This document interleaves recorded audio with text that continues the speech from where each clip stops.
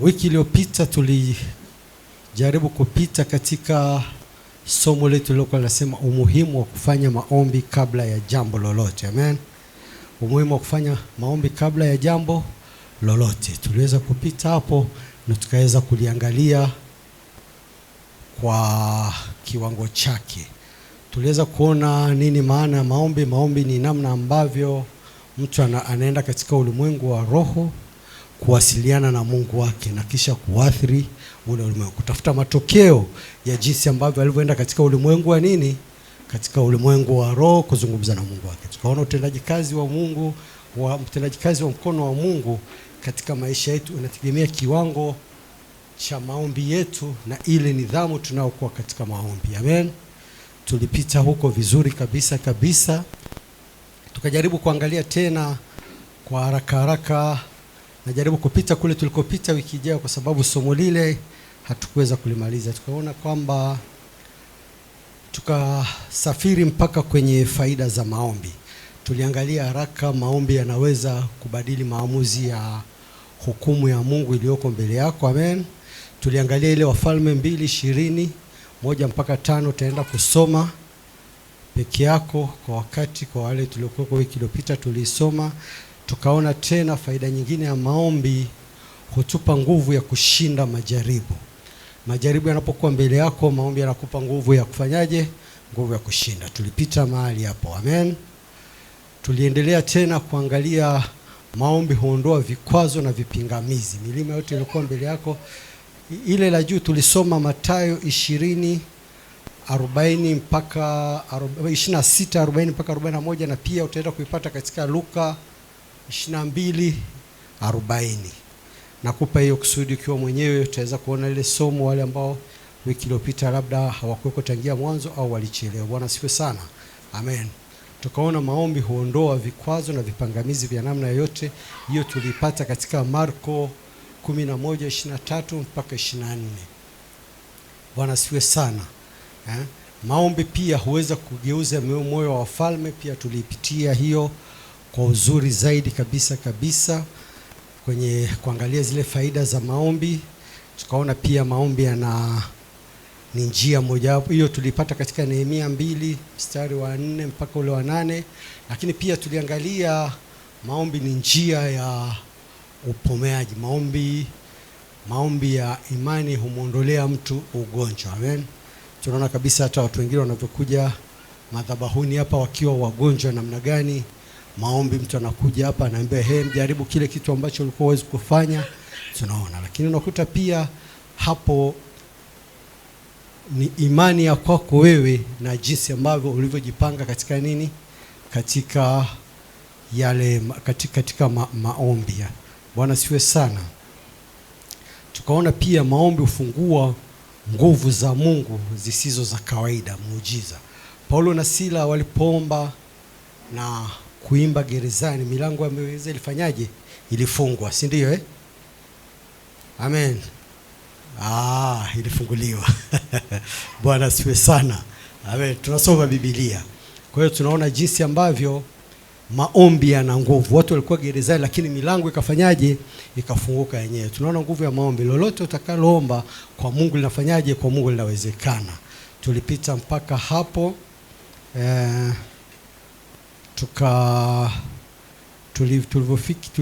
Nafikiri tuliishia maeneo hayo.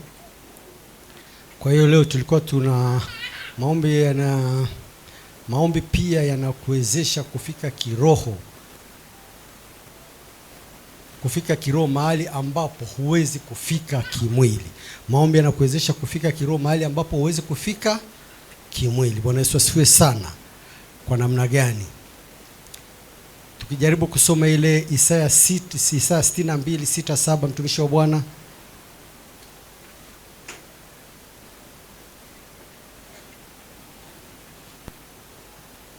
Katika ulimwengu wa roho hakuna umbali, no distance. Amen.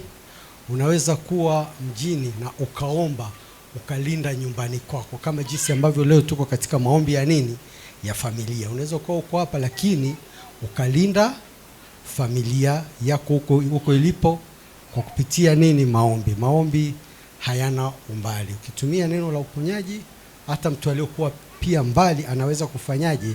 Anaweza kupona. Hem, tusomee hapo mtumishi wa Bwana 62:6 mpaka 7. Nasema, nimeweka walinzi juu ya kuta zako, Amen, Yerusalemu.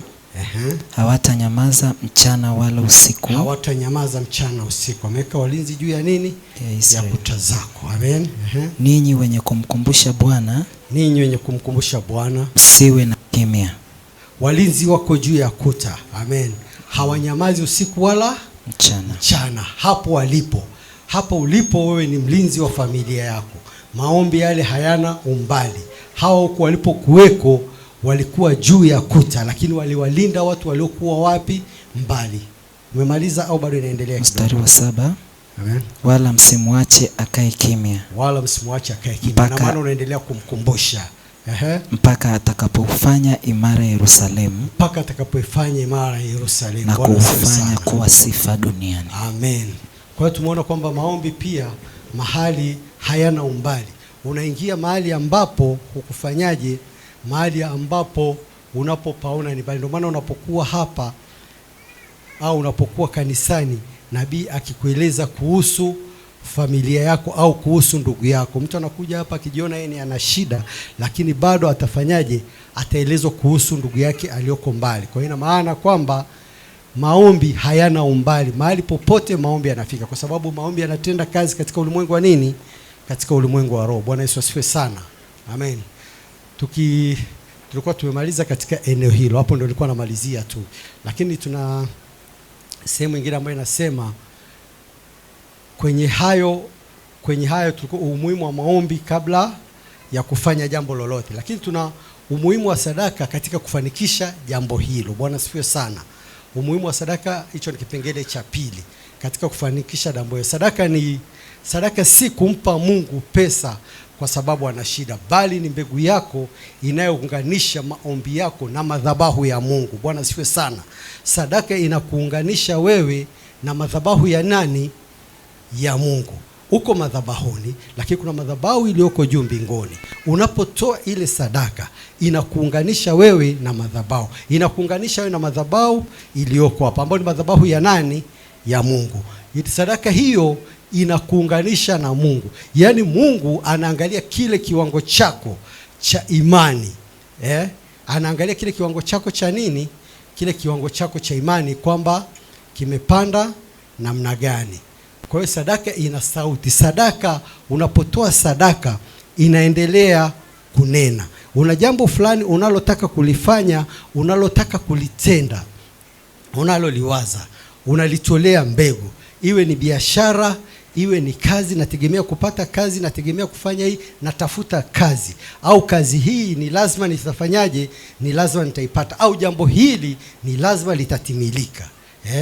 Tunaenda mbele zaidi. Mimi nilishatoaga mfano hapa mara nyingi. Wakati mimi natafuta mchumba, wakati hata nilikuwa sijaokoka sana, nilikuwa nimeokoka kidogo. Nilikuwa nampenda Mungu kidogo kwa sababu lakini bwana, ujana una shughuli sana.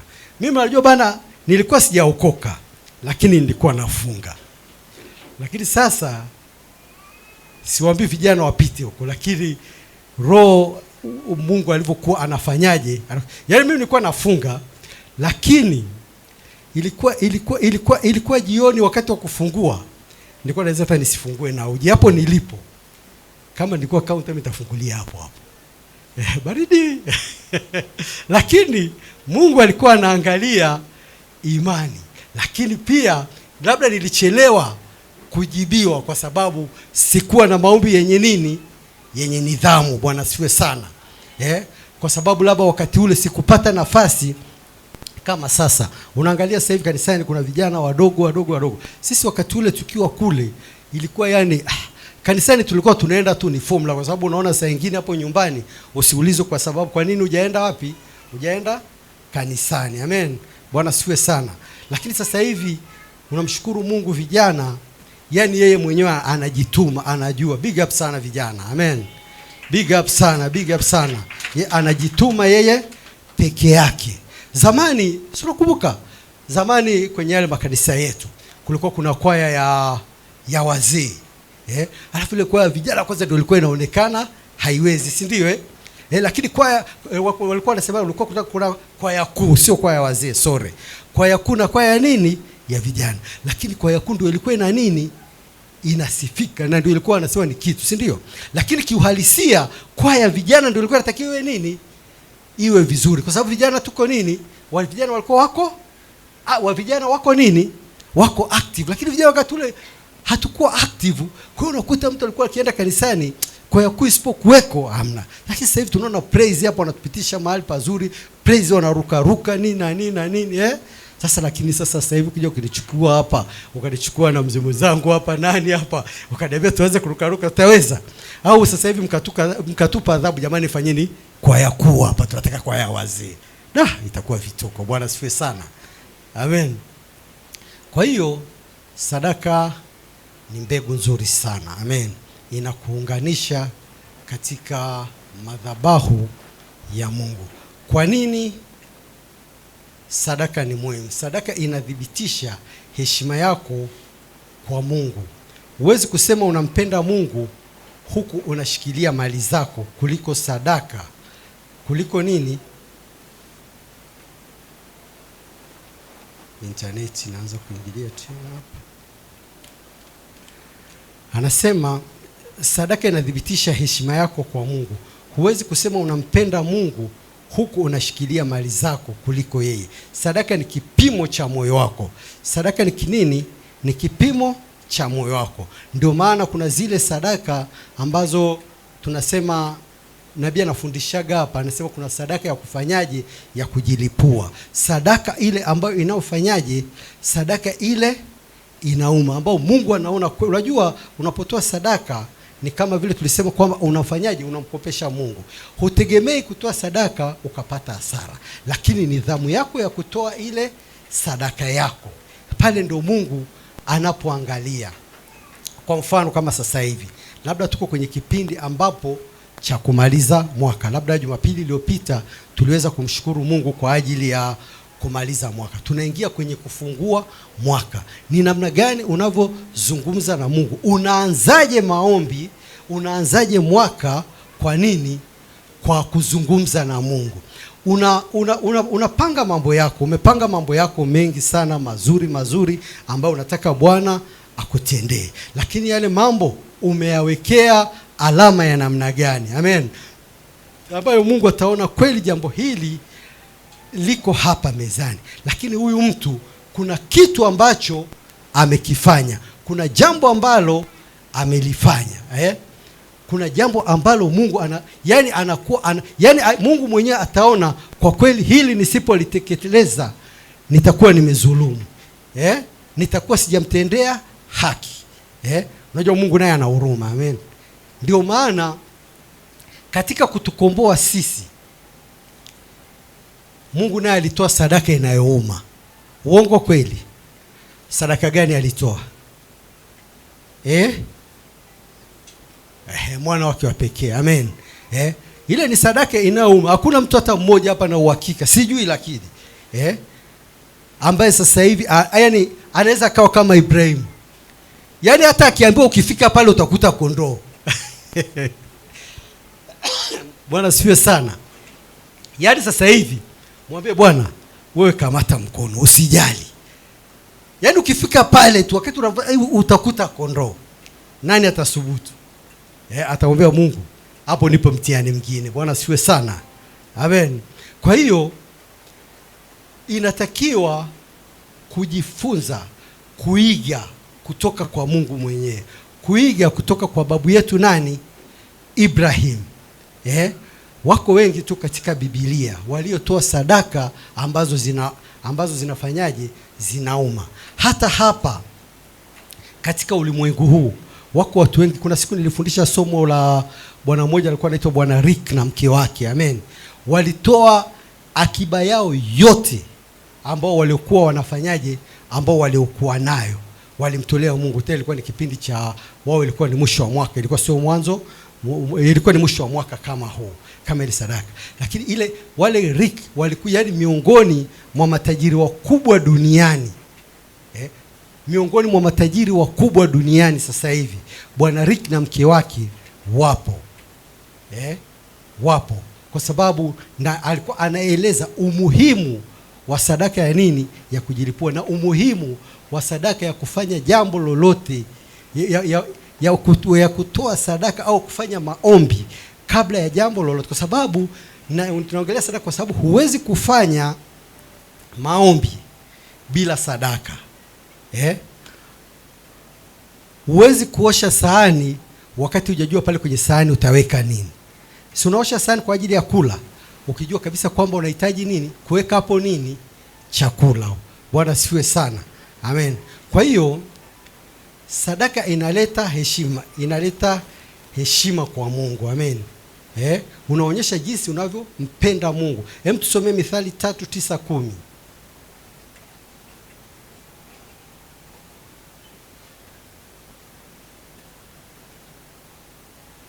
Mithali 3:9-10. Nasema, mheshimu Bwana kwa mali yako na kwa mali ya mazao yako yote. Mheshimu Bwana kwa mali yako na kwa mali mboko. Ndio hilo nililoliongea. Nilitaka nilithibitishe katika neno. Vyote vijazavyo nchi ni mali. Unajua, unapotoa ile sadaka, si kwamba kuna kitu, yani ile kitu ni cha kwako. Hapana, ile kitu ni Mungu. Mungu anaangalia, nilipokupa unishikie hivi, je, nikihitaji utanirudishia? Bwana siwe sana. Nimekupa unishikie, nikihitaji utanirudishia.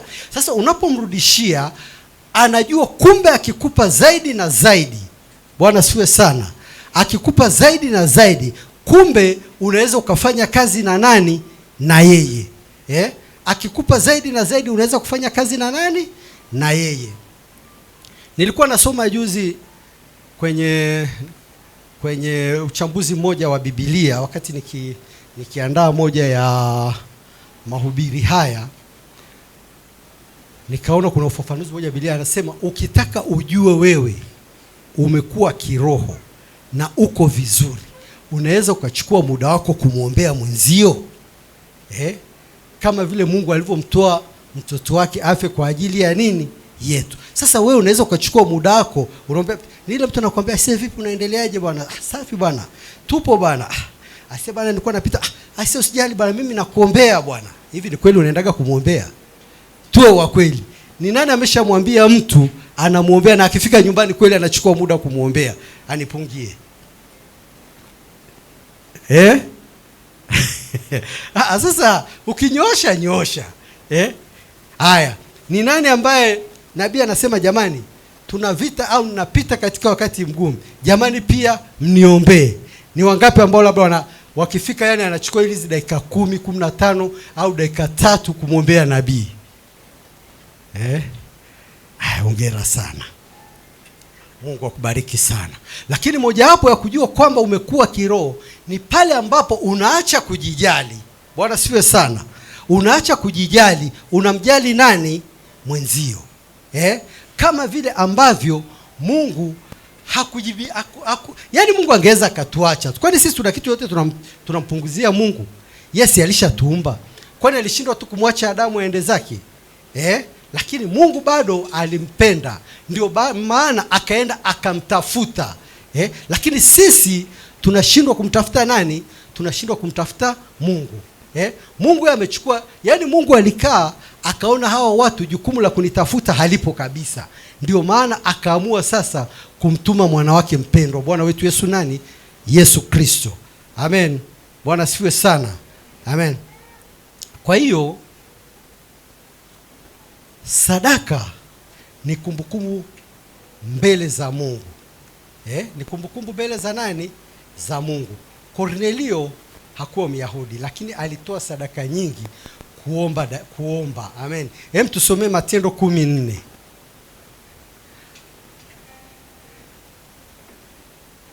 Nafikiri wiki iliyopita tulilisoma kidogo. Matendo 14. Akamtazama sana, akaogopa, akasema, "Kuna nini Bwana?" "Kuna nini Bwana?" Akamwambia, "Sala zako na sadaka zako zimefika juu na kuwa ukumbusho mbele za Mungu." Kuwa ukumbusho. Kumbe zile sala na zile sadaka zake zimefika wapi? zimefika kwa Mungu, zinakuwa ukumbusho. Kwa hiyo ndio umuhimu wa kufanya nini? Wa kufanya lile agano la sadaka na Mungu. Mungu anapata kitu cha kukumbuka. Sio mimi nimesema, ni Biblia. Bwana sifiwe sana. Amen. Ni Biblia inasema. Kornelio alifanyaje bwana? Wale wanajua hadithi ya Kornelio. Mnakumbuka hapo? Basi ngoja niwaachie umweki mkasome. Amen. Sadaka inavuta uharaka wa majibu.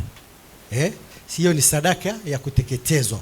Mfalme Suleiman alipotoa sadaka 1000 alimtokea usiku ule sadaka. Na tusomea hapo Wafalme 3:4-5. Nilikuwa nataka kusoma kwa kurukaruka, lakini ngoja tuisome. Wafalme wa kwanza 3:4-5. 4 na 5. 3, 4 na 5. Sulemani naye akampenda Bwana. Sulemani naye akampenda Bwana. Kama eka jina lako kama jinsi wewe ambavyo unampenda nani? Bwana. Akienda katika amri za Daudi babaye. Akienda katika amri za Daudi babaye. Ila hutoa dhabihu. Ila hutoa dhabihu. Yaani alienda katika zile amri, lakini alichozingatia ni nini? Kutoa nini? Kutoa dhabihu. Na kufukiza uvumba katika mahali pa juu. Basi mfalme akaenda Gibeoni ili atoe dhabihu huko, kwa kuwa mahali pa juu palipo pakuu. Sulemani akatoa sadaka 1000 za kuteketezwa juu ya madhabahu. Akatoa sadaka 1000 za kufanyaje? Za kuteketezwa.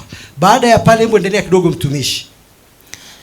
Sulemani akasema, umemfanyia. Na huko Gibeoni Bwana akamtokea Sulemani katika ndoto ya usiku. Hapo ni baada ya kutoa sadaka. Bwana akamtokea nani? Sulemani. Katika ndoto ya usiku.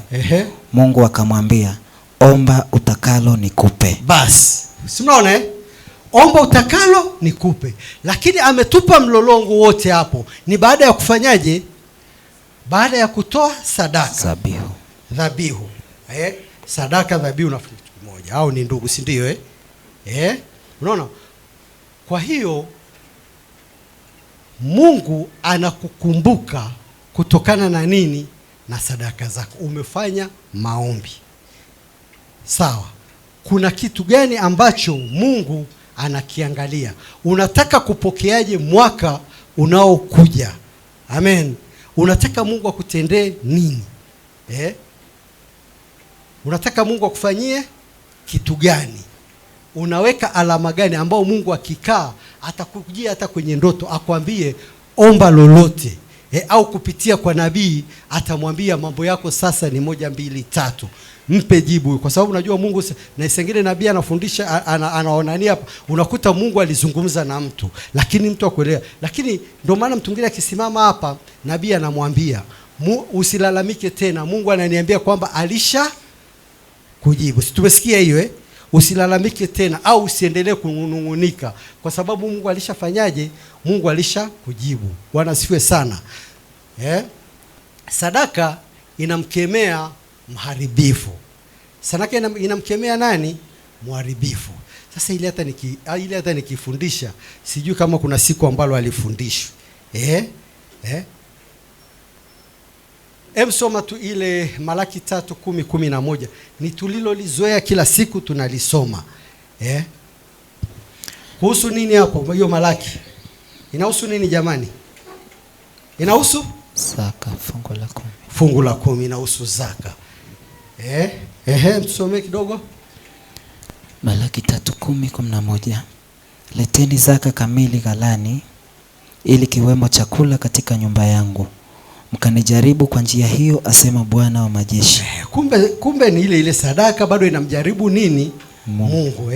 Mjue kama sitawafungulia madirisha ya mbinguni na kuwamwagieni baraka hata isiwepo nafasi ya kutosha au la. Nami kwa ajili yenu nitamkemea yeye alaye, wala hataharibu mazao ya ardhi yenu. Pana tutosha mtumishi wa Bwana. Atamkemea yeye alaye. Kwa hiyo bado tunaona sadaka ina ulinzi wa mambo mengi. alaye kwenye kazi yako. Ndio ile mtu unakuta anaenda anafanya kazi siku 2-3 hana ulinzi, kazi anaambiwa imetoka. Alikuwa ameahidiwa mshahara hivi, mshahara unashuka. Alikuwa ameongea na bosi marupurupu haya, kwa sababu hakuna kinachofanyaje, hakuna nguvu ya kukemea hata yale mlioyaongea. Je, umeongea na bosi, mmetoka pale akakwambia bwana maslahi yako ni 1 2 3, au akakwambia bwana mwingine akwambia bwana tufanye kazi miezi 6 7, lakini baada ya hapo tutakaa chini tuzungumze tena. Umekaa umefanya kazi imefika ile miezi 6, bosi amekaa kimya. Lakini je, wakati mmekaa chini first time kuzungumza, ulitolea sadaka Mungu haya mambo bosi aliyoyasema na yakatimie, nikakae tena naye, unitoe mahali hapa nilipo nikaende zaidi. Unaanza kazi ile kazi sawa, umetolea labda najua kwenye malimbuko itakuwa ni wa kuhesabu, kwa sababu tulifanya somo la malimbuko hapa. Sijui kama kuna watu ambao walilifanyia kazi. Amen, Bwana siwe sana. Lakini je, hata ile kazi baada ya kuipata uliitolea sadaka? Yaani sadaka hii basi umeshindwa kutoa malimbuko, basi sadaka hii Mungu ninakushukuru. Naomba ulinzi kwenye hii kwenye hii kazi hiyo, mimi nakuachia wewe. Amen. Ukitafakari unarudi madhabahuni. Sasa namba 3, umuhimu wa kuhudhuria ibada. Tuko kwenye ile kichwa chetu cha habari, umuhimu wa kufanya jambo lolote kabla ya kabla ya maombi. Umuhimu wa kuhudhuria ibada. Anasema hivi, watu wengi hudhani wanaweza kuomba wakiwa nyumbani peke yao na ikatosha. Lakini kuna upako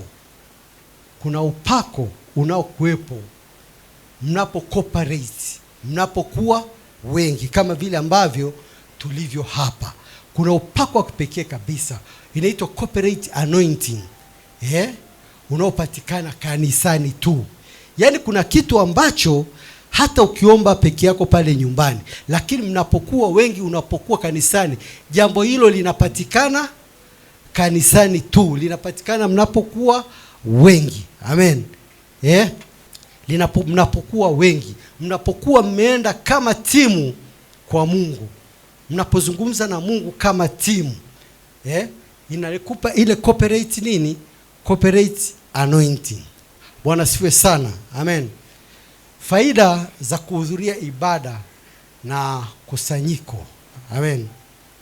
Tuangalie faida zake sasa, jinsi ambavyo tunavyokuwa tunavyokuwa hapa. Kuna baraka ya pamoja iliyoamriwa. Daudi anasema ndugu wanapokaa pamoja kwa umoja. Soma ile Zaburi 133 mstari wa 1 mpaka 3. Nataka kusoma lakini tusome mtumishi wa Bwana. Naweza kuwa natunga hapa. Zaburi 133 mstari wa 1 mpaka 3. Tazama jinsi ilivyo vema na kupendeza, ndugu wakae pamoja kwa umoja.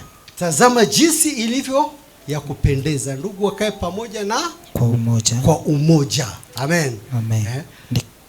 Swala la wewe kuomba peke yako nyumbani, hilo ni moja, lakini bado Mungu anasisitiza, tazama ndugu wanapokaa kwa umoja. Bwana siwe sana. Amen. Ina maana hilo lina nafasi yake. Kwa hiyo kuna baraka nzuri sana hapo. Kipengele kingine, kuna kuwa na ulinzi wa kiroho. Kukaa mbali na ibada ni kujiweka hatarini kushambuliwa na wale mambo mwetu. Tunamjua mambo mwetu wa binadamu ni nani katika ulimwengu wa roho? Mashetani. Ibada inakupa nafasi ya kuonya na kuonywa. Bwana asifiwe sana. Unapokuwa ibadani unaonywa, unarekebishwa. Nabii hapa tunaona akionya watu, tunaona akirekebisha. Pia unafundishwa. Unakuwa katika mpangilio mzuri kabisa. Amen. Kwa hiyo inakuwa umuhimu wake unapata maonyo, unarekebishwa na pia unatiwa moyo. Kama ulikuwa katika kukata tamaa, unafanyaje? Unarudisha moyo wako unapokuwa kanisani. Unapoona mtu ametoa shuhuda hapa, zile shuhuda zinafanyaje? Zinakujenga. Yamkini ulikuwa unapita mahali ambapo huyu alipotoa shuhuda, huyu aliotoa shuhuda, na wewe ulikuwa unapita mahali kama unasema, ala, hivi kumbe huyu amevuka. Kwa hiyo inakupa nini? Moyo. Kwa hiyo kanisani kuna mambo mengi. Nabii ataongea, neno la msingi litaongea, shuhuda zitaongea, kila kitu kitaongea, praise wataongea, watakupa nini? Watakupa moyo kabisa kabisa kabisa. Amen. Pia jambo lingine, imani hujengwa kwa kusikia. Bwana asifiwe sana. Unapokuja kanisani unasikia, kama nilivyokuambia, utasikia shuhuda, utasikia praise, utasikia neno la msingi, utasikia watu wanaofunguliwa. Si tunasikiaga hapa yale mapepo yanasemaje? Yale mapepo tunasikiaga yakiongea. Kwa hiyo unapokuwa kanisani unafanyaje? Unasikia. Warumi 10:17, mtusomee mtumishi wa Bwana.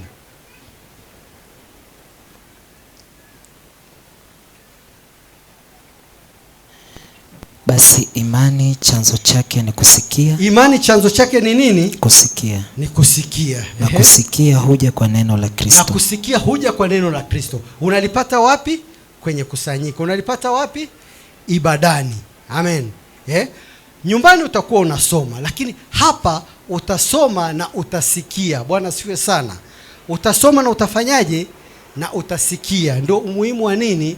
Umuhimu wa kukusanyika. Amen.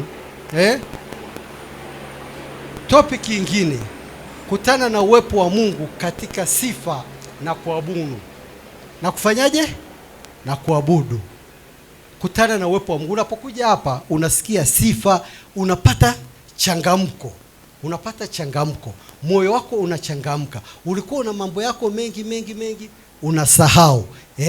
Unarudi unarudi tena kwa Mungu. Hii tunaipata Zaburi 22:3, mtumishi wa Bwana.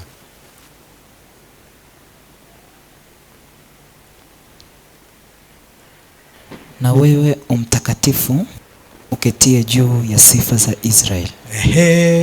Short. Mtakatifu uketie juu kwenye sifa za nini? Za Israeli. Siogope mambo ya tarehe 9 hayo. Hapa kuna gezi. Mungu atatuvusha, wala msiogope. Bwana asifiwe sana. Amen. Ushindi upo. Tunamwamini Kristo atatuvusha. Tutakuwa salama. Amen. Kwa hiyo tunakuja kusikia sifa, tunakuja kufurahi. Kuna watu hapa mimi nawaangaliaga jinsi ambavyo wanavyofurahia praise. Unaona kabisa wanasisimka. Yaani unaona hata kama kulikuwa kuna mazito namna gani ulikuwa nayo, yanaondoka. Bwana Yesu asifiwe sana. Amen. Sasa tumeweza kuona sasa mambo yote. Kwa nini? Kwa jumla. Inapita sana, inaona hapa ndani kuna kusanyiko. Sasa wanajaribu kuangalia kusanyiko la nini. Kwa hiyo ndio bado unaona inarudi mara mbili. Ni kusanyiko la Kristo. Bwana asifiwe sana. Amen. Tukienda kumalizia, ili ufanikiwe kikamilifu unahitaji kamba ya nyuzi ngapi? Ya nyuzi 3. Nyuzi ya kwanza, jamani, nimefundisha somo vizuri kabisa tangia mwanzo. Omba. Amen. Omba ili kuvunja nguvu zote za giza na kuweka mazingira sawa. Hiyo ni nyuzi ya kwanza. Omba ili ufanikiwe. Unahitaji kamba ya nyuzi ngapi? 3. 2. Toa nini? Sadaka. Amen. Ili kugusa madhabahu ya Mungu na kugusa moyo wa nani?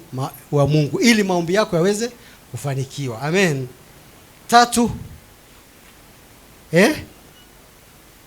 Mbona mna wasiwasi? 3. Amen. Hudhuria ibada ili kujazwa neno, ili kuwaka moto na kutembea katika baraka ya pamoja. Bwana Yesu asifiwe sana. Amen. Tusomee Mhubiri 4:12. Mhubiri 4:12. Mhubiri 4:12. Hata ikawa mtu aweza kumshinda yule aliye peke yake, wawili watampinga. wala kamba ya nyuzi 3 haikatiki upesi. Kamba ya nyuzi 3 haifanyiji? Haikatiki upesi. Hiyo kamba niliyofanyaje? Niliyokuambia. Ukishikilia hiyo haitakatika. Bwana asifiwe sana. Amen. Omba, toa sadaka, hudhuria ibada. Amen. Hili lilikuwa somo letu zuri sana. Kwa hiyo hitimisho letu nimekuwekea ni kamba ya nyuzi ngapi? Ni kamba ya nyuzi 3. Bwana asifiwe sana. Kamba ya nyuzi 3. Tulikuwa tuna somo zuri sana, umuhimu wa kufanya maombi kabla ya jambo lolote. Bwana Yesu asifiwe. Amen.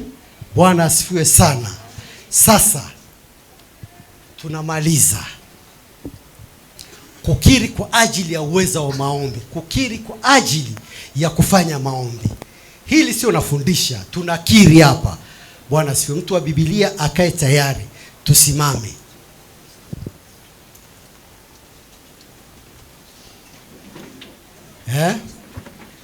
Juu ya kujibiwa maombi. Marko 11:24. Naomba uwe shapu. Mwingine kule aendelee kutafuta Yohana 5:14. Marko 11:24. Kwa sababu hiyo nawaambia, yoyote myaombayo mkisali, aminini ya kwamba mnayapokea, nayo yatakuwa yenu. Sema, ninatangaza. Ninatangaza. Ninatangaza. Ninatangaza kwamba mimi ni muombaji. Kwamba mimi ni muombaji mwenye imani. Mwenye imani. Ninapoingia mbele za Mungu. Ninapoingia mbele za Mungu. Ninaamini ya kuwa. Ninaamini ya kuwa yupo na anasikia. Na anasikia. Ninaamini kwamba. Naamini kwamba. Kila ninachoomba. Kila ninachoomba. Kwa jina la Yesu. Kwa jina la Yesu. Ninapokea. Ninapokea. Nitakaloomba kuingia mwaka. Nitakaloomba kuingia mwaka mpya. Mwaka mpya. Hakuna linaloshindikana kwangu kwa njia ya maombi. Hakuna litakaloshindikana kwangu kwa njia ya maombi. Hakuna litakaloshindikana kwangu kwa njia ya maombi. Juu ya ujasiri, Yohana wa kwanza, hapana, mtumishi wa Bwana tusomee. Yohana ya kwanza 5:14.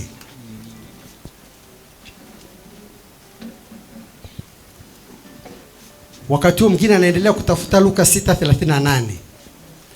Haya, mimi nasoma. Na huu ndio ujasiri tulio nao kwake, ya kuwa tukiomba kitu sawasawa na mapenzi yake atafanyaje? Atasikia. Kama umeandika hayo, tamka, ninao ujasiri. Ninao ujasiri mbele za Mungu. Mbele za Mungu. Hofu haina nafasi ndani yangu. Hofu haina nafasi ndani yangu. Ninapoomba sawasawa na neno la Mungu. Ninapoomba sawasawa na neno la Mungu. Mbingu zinasikia. Mbingu zinasikia. Mbingu zinasikia. Mbingu zinasikia. Na kunijibu. Na kunijibu. Ninatembea katika majibu ya maombi yangu kuanzia sasa. Katika majibu ya ninatembea katika maombi ya majibu yangu kuanzia sasa. Amen. Amen. Tunaenda kukiri kwa ajili ya baraka za sadaka juu ya utoaji na uvunaji. Luka 6:38.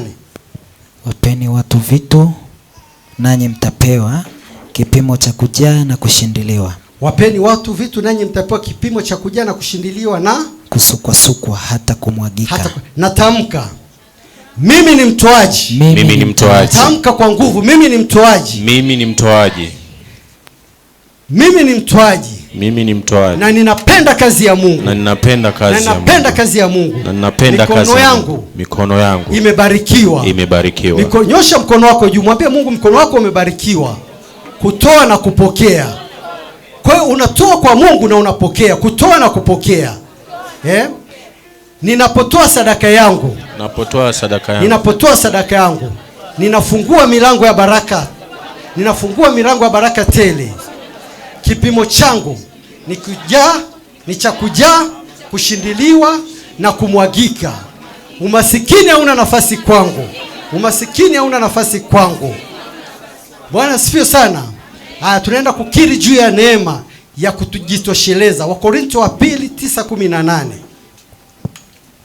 Wakorintho wa pili 9:8.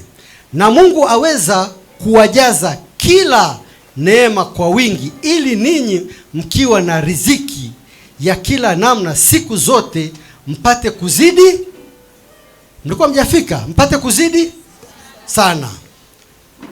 Tamka, Mungu ananijaza neema kwa wingi kwa sababu ninaheshimu madhabahu yake. Jaza neema kwa wingi kwa sababu ninaheshimu madhabahu yake. Nina riziki ya kutosha na inazidi na ninazidi. Nina riziki ya kutosha na ninazidi sana katika kila tendo jema. Uchumi wangu unalindwa na nguvu za Mungu. Uchumi wangu unalindwa na nini? Na nguvu za Mungu. Amen. Ayakiri kwa ajili ya upendo wa ibada juu ya nyumba ya Bwana. Zaburi 122 mstari wa kwanza.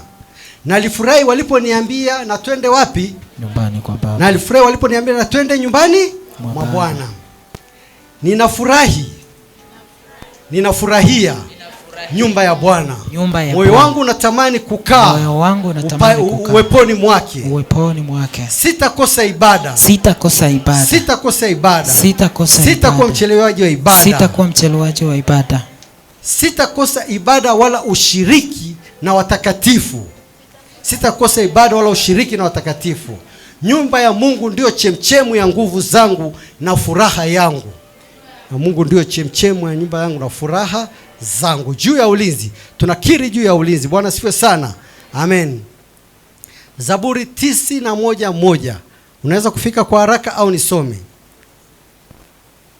Aketie mahali pa siri pa yeye aliye juu, atakaa katika uvuli wa Mwenyezi. Tamka, kwa kuhudhuria ibada ninakaa chini ya uvuli wa Mwenyezi Mungu, wa Mungu wa hema la makimbilio, wa Mungu wa hema la makimbilio. Hakuna mabaya yatakayonipata. Ninajengwa, ninalishwa na madhabahu ya hema la makimbilio. Ninalindwa ndani ya hema la makimbilio. Ninalindwa ndani ya kanisa. Mimi ni sehemu ya mwili wa Kristo. Mimi ni sehemu ya mwili wa Kristo. Ikawe kwako na kuzidi. Ukiri wako Bwana akaupokee. Ukawe na mwanzo mpya. Ukawe na mwaka wenye furaha. Mungu akakupe nguvu ya kujiandaa kupokea mwaka. Mungu akakupe nguvu ya kujua kwamba unaingia na alama gani ya mwaka katika jina la Yesu. Baba yetu na Mungu wetu, asante Bwana kwa kuzungumza nasi. Baba, tunakushukuru. Umesema nasi. Baba, Roho Mtakatifu amezungumza nasi mambo mazuri. Asante Mungu kwa sababu utatupa moyo wa kuyasikia, moyo wa kuyashika na moyo wa kuyatafakari. Bwana, tunapoingia mwaka mpya Bwana, tukaingie kwa upya kabisa. Tusiingie kama mazoea tulivyozoea. Tukaingie kwa alama ambayo Bwana itatuonyesha mwaka huo ujao ni mwaka ambao utakuwa na shuhuda kile itopo leo, kwa sababu tumejua siri, kwa sababu tumegundua siri. Ni katika jina la Yesu Kristo Bwana na Mwokozi wetu. Baba, tunapomaliza saa hii, tunaporudisha madhabahu mkononi mwako kwa ajili ya nabii Mungu wetu na Bwana, tunasimama wote kumuinua nabii. Baba, tunajua leo una jambo jema juu ya familia zetu. Unakwenda kukomboa familia zetu. Unaenda kutuonyesha ni wapi ambapo tulizikosea familia. Ni wapi ambapo familia ilitukosea. Ni wapi ambapo Baba tulienda kinyume na familia. Hata leo hii ikawa ni tanzi kwetu. Asante kwa ajili ya nabii. Baba, tunasema tunairudisha madhabahu hii mikononi mwako kwa ajili ya nabii. Na kila mwenye pumzi aseme amen.